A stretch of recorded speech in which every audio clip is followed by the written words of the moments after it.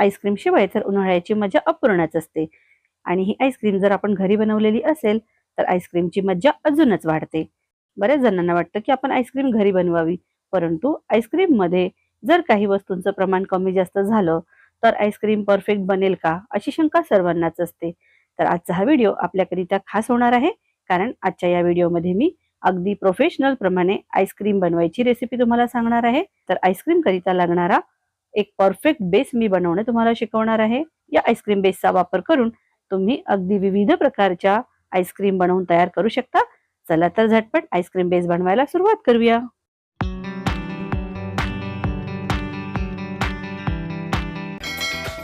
Ice cream base बनवण्याकरिता मी इथे अर्धा litre फुल cream milk घेतलेला आहे। यातील थोडेसे दूध आता एका बाउल मध्ये आपण वेगळं काढून घेऊ। हे कच्चं दूध आहे, अजून हे दूध आपण तापवलेलं नाहीये। यामध्ये आता 3 मोठे चमचे मिल्क पावडर आपल्याला घालायची आहे। कुठल्याही चांगल्या ब्रँडची मिल्क पावडर आपण घेऊ शकता। मिल्क पावडरमुळे आईस्क्रीमला क्रीमी टेस्ट येतो। आता यामध्ये 2 मोठे चमचे कॉर्नफ्लोअर आपल्याला घालायची आहे आणि त्यासोबत 2 मोठे चमचे जीएमएस पावडर आपल्याला घालायचं आहे। जीएमएस पावडर आईस्क्रीम मध्ये स्टेबलायझरचं काम करतं। जीएमएस पावडर थोडंसं दरदरीत किंवा याप्रमाणे एकदम फाईन पावडरच्या रूपात सुद्धा मिळतं। जे तुम्हाला मिळालं ते तुम्ही घेऊ शकता। यामध्ये मी पाव चमचा सीएमसी पावडर घातलेला आहे, परंतु ती क्लिप मिस झालेली आहे। तुम्ही सुद्धा यामध्ये पाव चमचा सीएमसी पावडर घाला, यापेक्षा जास्त घालायचं नाहीये आपल्याला। सर्व जिन्नस आता आपल्याला व्यवस्थित मिक्स करून घ्यायचे आहेत। यात एकही गुठळी राहणार नाही याची काळजी घ्यायची आहे आणि याला व्यवस्थित मिक्स करायचं आहे। बघा मी हे व्यवस्थित मिक्स करून घेतलेलं आहे। आता याला बाजूला ठेवू व वळूया पुढील कृतीकडे।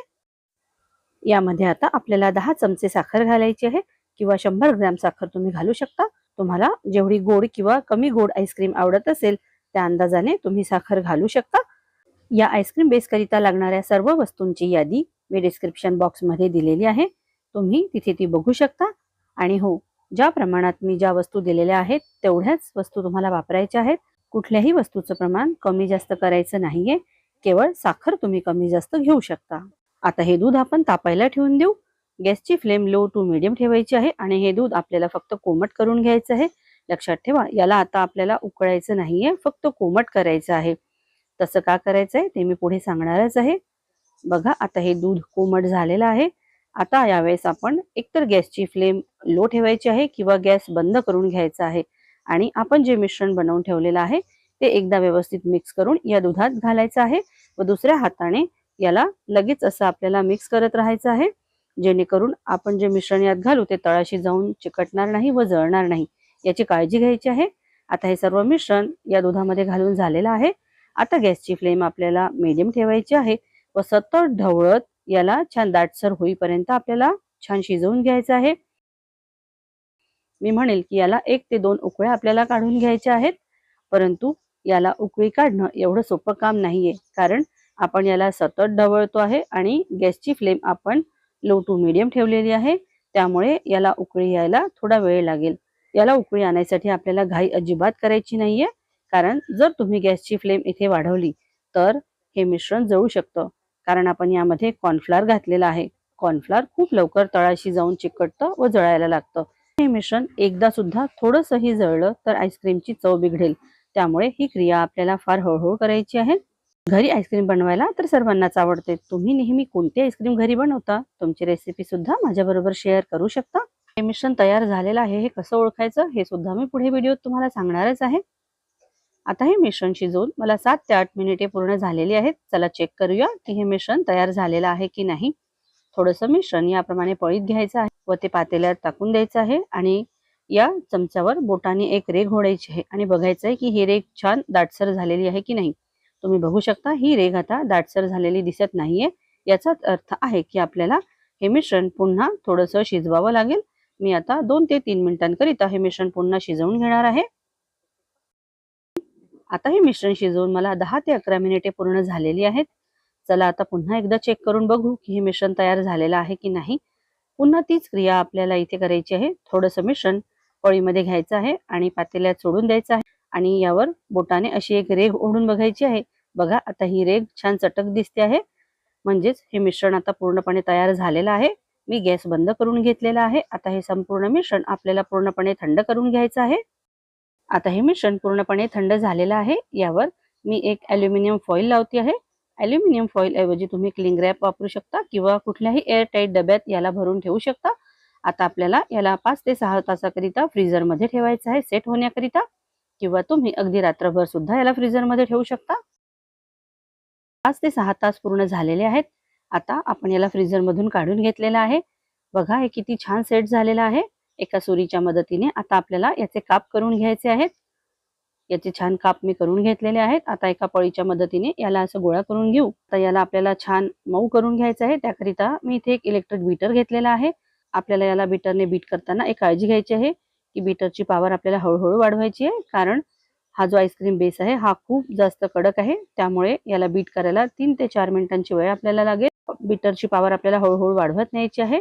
अगदी 3 ते 4 मिनिटांमध्ये तुम्ही बघू शकता आता हा आईस्क्रीम बेस किती छान फुललेला आहे. याचा व्हॉल्यूम 3 पटीने वाढलेला आहे आणि अगदी मऊ सॉफ्ट आईस्क्रीम बेस बनून तयार झालेला आहे.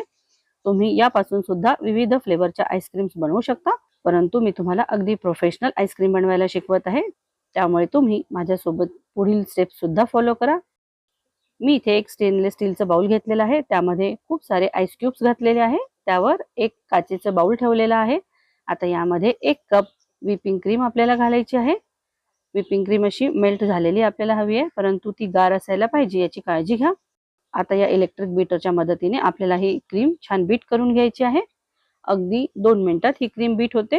केक करिता आपल्याला हवी आहे तशी स्टिफ पिक्सची क्रीम आपल्याला बीट नाही करायची आहे, तर सॉफ्ट पिक्स वाली क्रीम आपल्याला बीट करायची आहे. आता सॉफ्ट पिक्स काय असतात ते जाणून घेऊया. बघा याप्रमाणे जेव्हा हे मशीन मी वर उचलते तेव्हा यामध्ये जे काटे दिसतात ते काटे आतमध्ये वळायला हवेत, याचाच अर्थ आहे की हे पिक्स सॉफ्ट आहेत. आता आपली क्रीम छान बीट झालेली आहे. आता आपण काय करू, हे जे मिश्रण आपण बनवून ठेवलेलं आहे हे मिश्रण यामध्ये घालू आणि याला पुन्हा एकदा व्यवस्थित मिक्स करून घेऊ. बघू शकता आता हे संपूर्ण बाउल भरलेला आहे, परंतु पूर्ण मिश्रण मी यामध्ये अजूनही घातलेलं नाहीये. थोडंसं मिश्रण माझ्याजवळ शिल्लक आहे. आता हे सर्व जिन्नस मी एका मोठ्या पातेल्यामध्ये ट्रान्सफर करते आणि त्याला एकदा व्यवस्थित पुन्हा मिक्स करून घेते. बघा खूप सुंदर आईस्क्रीम बेस बनून तयार झालेला आहे. याचा व्हॉल्यूम तुम्ही बघू शकता खूप पटीने वाढलेला आहे. अगदी 2.5 ते 3 लिटर आईस्क्रीम बेस आपला बनून तयार झालेला आहे. याचा टेक्स्चर सुद्धा तुम्ही बघू शकता किती क्रीमी आणि सॉफ्ट आहे. या बेसचा वापर करून तुम्ही विविध फ्लेवरच्या आईस्क्रीम्स तयार करू शकता.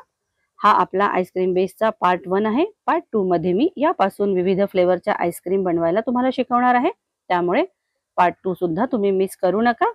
तुम्हाला जर आजची ही रेसिपी आवडली असेल तर व्हिडिओला लाईक करा, चॅनलला सबस्क्राईब करा व तुमच्या मित्रमंडळींबरोबर या युजफुल व्हिडिओला नक्की शेअर करा. तुम्ही सुद्धा याप्रमाणे आईस्क्रीम बेस बनवून ठेवा व त्यापासून विविध फ्लेवर्सच्या आईस्क्रीम बनवा. तुम्हाला ही रेसिपी कशी वाटली मला कमेंट्सद्वारे कळवायला अजिबात विसरू नका. व्हिडिओ पूर्ण बघण्याकरिता आपल्या सर्वांचे धन्यवाद. पुन्हा भेटूया एका नवीन व्हिडिओमध्ये एका नवीन रेसिपीसह. तोपर्यंत स्वस्थ रहा, मस्त रहा आणि आपली काळजी घ्या.